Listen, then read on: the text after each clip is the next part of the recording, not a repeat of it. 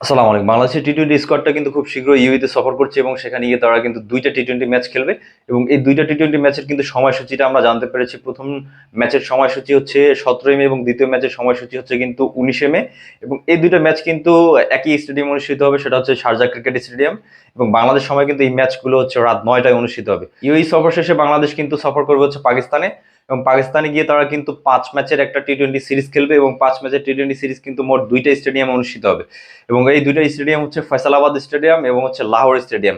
এবং প্রথম ২টা টি-টোয়েন্টির যদি আমরা স্কেজুয়ালটা একটু লক্ষ্য করি তাহলে কিন্তু আমরা দেখবো যে হচ্ছে ২৭শে মে এবং হচ্ছে ২৯শে মে এই ২টা টি-টোয়েন্টি ম্যাচ কিন্তু ফয়সালাবাদে অনুষ্ঠিত হবে এবং পূর্বের যে স্কেজুয়ালটা ছিল সেটা কিন্তু ছিল হচ্ছে ২৫ তারিখ প্রথম টি-টোয়েন্টিটা। তো পিএসএল এর যে সময়সূচি ছিল সেখানে কিন্তু কিছুটা পরিবর্তন এসেছে ভারত পাকিস্তান যুদ্ধের কারণে। তো সেক্ষেত্রে এই ম্যাচের যে স্কেজুয়ালটা অর্থাৎ ইন্টারন্যাশনাল যে ম্যাচের স্কেজুয়ালটা বাংলাদেশ এবং পাকিস্তানের মধ্যকার সেটা কিন্তু একটু পিছিয়ে নেওয়া হয়েছে। কারণ আপনি যদি লক্ষ্য করেন পিএসএল এর ফাইনাল কিন্তু ২৫ তারিখ অনুষ্ঠিত হবে অর্থাৎ ২৫শে মে এবং সেই ম্যাচের জন্যই কিন্তু ২ দিন পেছানো হয়েছে অর্থাৎ ২৭ তারিখে গিয়ে কিন্তু বাংলাদেশ এবং পাকিস্তানের মধ্যকার প্রথম টি-টোয়েন্টিটা অনুষ্ঠিত হবে।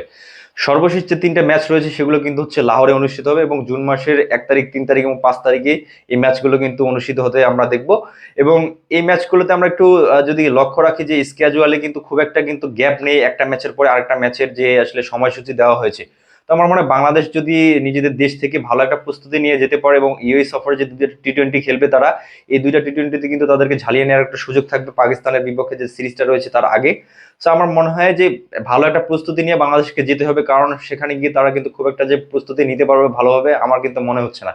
কারণ একটা ম্যাচ থেকে আরেকটা ম্যাচের গ্যাপ কিন্তু মাত্র ১ দিন অথবা সর্বোচ্চ ১.৫ দিন হচ্ছে। সো আমার মনে হয় যে ২ দিন করে যদি গ্যাপ দেওয়া হতো তাহলে হয়তো বাংলাদেশের প্রস্তুতিটা পাকিস্তানে গিয়েও খুব ভালো নেওয়ার একটা সুযোগ ছিল। তবে আমার মনে হয় যে ধরনের স্কেজুয়াল করা হয়েছে এবং সমসাময়িক কিছু বিষয় নিয়ে পাকিস্তান এবং ভারতের মধ্যে যে সমস্যাগুলো তৈরি হয়েছে সেটার কারণে হয়তোবা স্কেজুয়ালটাকে একটু শর্ট করা হয়েছে।